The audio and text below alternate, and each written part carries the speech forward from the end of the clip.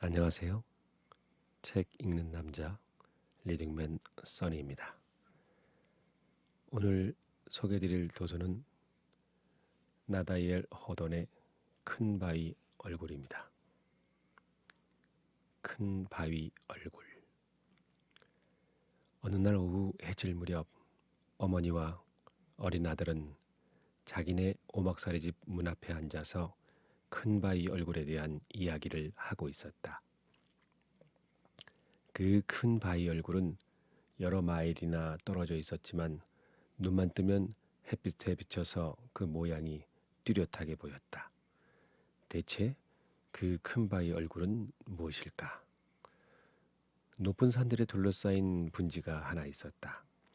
그곳은 넓은 골짜기로서 많은 사람이 살고 있었다. 그곳에 사는 순박한 사람들 중에는 가파른 산허리의 빽빽한 수풀에 둘러싸인 곳에 통나무집을 짓고 사는 사람들도 있고, 또 골짜기로 내리뻗은 비탈이나 평탄한 지면의 기름진 흙에 농사를 지으며 안락하게 사는 사람들도 있으며, 또 한 곳에는 인구가 조밀하게 모여서 마을을 이루고 사는 사람들도 있었다. 거기에서는 높은 산악지대로부터 내리지르는 경류를 이용하여 방직 공장의 기계를 돌리고 있었다. 아무튼 이 골짜기에는 주민의 수도 많았고 살림살이 모양도 가지가지였으나 그들에게 한 가지 공통된 점은 모두가 그 큰 바위 얼굴에 대한 일종의 친밀감을 가지고 있다는 것이었다. 그 중에는 그 위대한 자연현상에 대하여 유달리 감격하는 사람들도 없지 않았다. 그렇게 모든 사람이 우러러보는 큰 바위 얼굴은 자연이 장엄한 위적 기분으로 만든 작품으로 깎아지른 듯한 절벽 위에 몇 개의 바위로 되어 있었다. 그리고 그 바위들이 잘 어울리게 모여 적당한 거리에서 바라다 보면 확실히 사람의 얼굴과 같았다. 마치 굉장한 거인이나 타이턴이 절벽 위에 자기 자신의 얼굴을 조각한 것 같이 보이는 것이었다.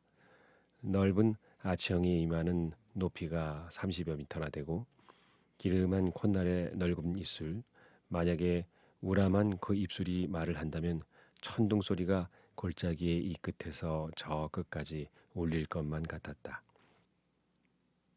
아주 가까이 대하면 그 거대한 얼굴의 윤곽은 없어지고 무겁고 큰 바위들이 폐허에 있는 것처럼 질서 없이 포개져 놓인 것으로만 보일 것이다.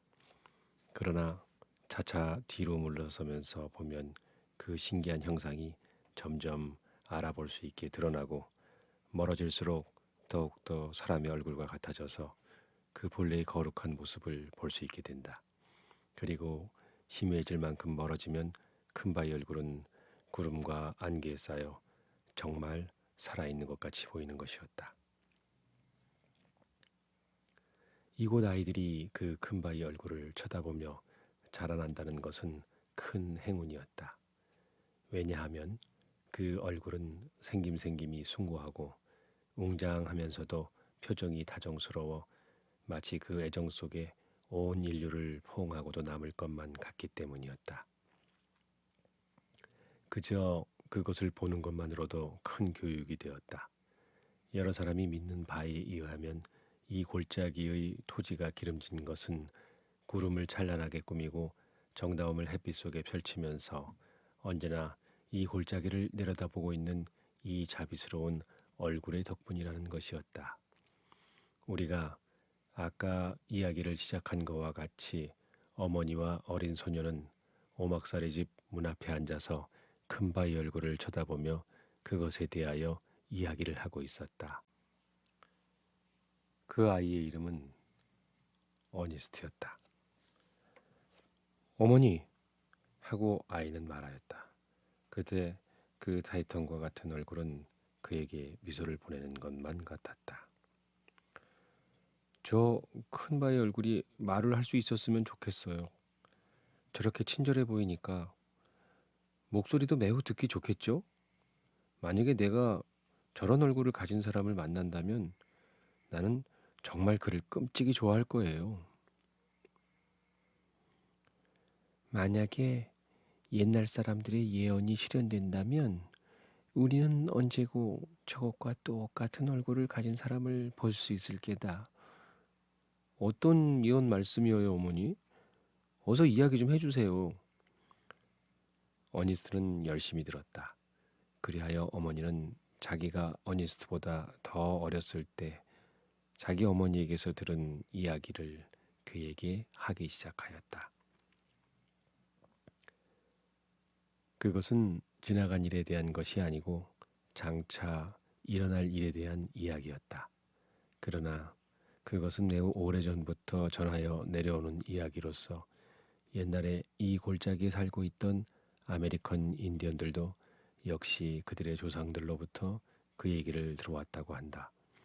그 조상들이 확언한 바에 의하면 그 이야기는 최초에 산골짜기를 흐르는 시내가 조잘거리고 나무꽃을 스치는 바람이 속삭여 주었다는 것이다. 그 이야기의 요지는 장차 언제고 이 근처에서 한 아이가 태어날 것인데 그 아이는 고아한 인물이 될 운명을 타고날 것이며 그 아이는 어른이 되어감에 따라 얼굴이 점점 큰 바위 얼굴을 닮아간다는 것이다. 아직도 많은 구식 늙은이들과 어린이들이 열렬한 희망과 변하지 않는 신념으로 이 오래된 예언을 믿고 있다. 그러나 제 아무리 기다려도 그 얼굴을 가진 사람을 아직 만나지 못한 여러 사람들은 이 예언을 그저 허황된 이야기라고 단정했다. 아무튼 예언이 말하는 위대한 인물은 아직 나타나지 않았다. 어머니, 어머니! 어니스트는 손뼉을 치며 외쳤다. 내가 커서 그런 사람을 만나보았으면. 그의 어머니는 애정이 많고 생각이 깊은 부인이어서 자기 아들의 큰 희망을 깨뜨리지 않는 것이 현명한 일이라고 생각했다. 그래서 그는 아들에게 너는 아마 그런 사람을 만날 것이다 라고만 말하였다. 그 뒤 어니스트는 어머니께서 해주신 이야기를 언제나 잊어버리지 않았다. 그는 큰바의 얼굴을 쳐다볼 때마다 그의 마음속에는 어머니께 들은 이야기가 떠오르는 것이었다. 그는 그가 출생한 그 오막살이 집에서 어린 시절을 지내는 동안 늘 어머니 말씀에 순종하였고 어머니께서 하시는 모든 일을 그의 조그마한 손으로 그리고 사랑하는 마음으로 도와드렸다. 이리하여 한 행복스러운 그러나 가끔 명상을 하는 이 어린아이는 점점 온순하고 겸손한 소년이 되어갔다. 밖에서 일을 하기 때문에 햇볕에 검게 그을었지만 그의 얼굴에는 유명한 학교에서 교육을 받은 소년들보다 더 총명한 빛이 떠올랐다. 어니스트에게는 선생님이 계시지 않았다.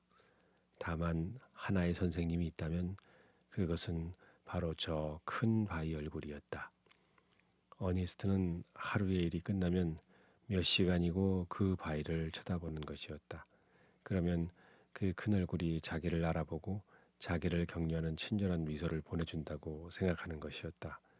물론 그 큰 바위 얼굴이 어니스트에게만 더 친절하게 비칠 리는 없지만 그렇다고 어린 어니스트의 생각을 덮어놓고 틀렸다고만 할 수는 없었다. 사실 믿음이 깊고 순진하고 맑은 그의 마음은 다른 사람들이 보지 못하는 것을 볼 수 있었으며 모든 사람이 다 누릴 수 있는 사랑이라도 자기만이 받고 있는 줄로 생각했던 것이다. 바로 이 무렵에 이 분지 일대에는 마침내 옛날부터 전해오던 것과 같이 큰 바의 얼굴처럼 생긴 위인이 나타났다는 소문이 돌았다. 여러 해 전에 한 젊은 사람이 이 골짜기를 떠나 먼 항구로 가서 돈을 좀 벌어 가게를 내었다. 그의 이름은 그의 본명이 그런지 그의 처세상에서 혹은 그가 성공한 데서 온 별명인지는 모르나 게더골드라고 했다. 빈틈없고 미나란 데다가 하늘이 주신 비상한 재능, 즉 세상 사람들이 재수라고 부르는 행운을 타고 나서 그는 대단한 거상이 되었던 것이다. 그는 재산을 계산한 데만도 오랜 시일이 걸릴 만큼 큰 부자가 되었을 때에 그의 고향을 생각하게 되었다. 그리고 자기가 출생한 고향에 돌아가서 여생을 마치겠다고 결심했다. 그렇게 생각하자 그는 자기 같은 백만장자가 살기에 적합한 대궐 같은 집을 짓게 하려고 한 능숙한 목수를 고향으로 보냈다.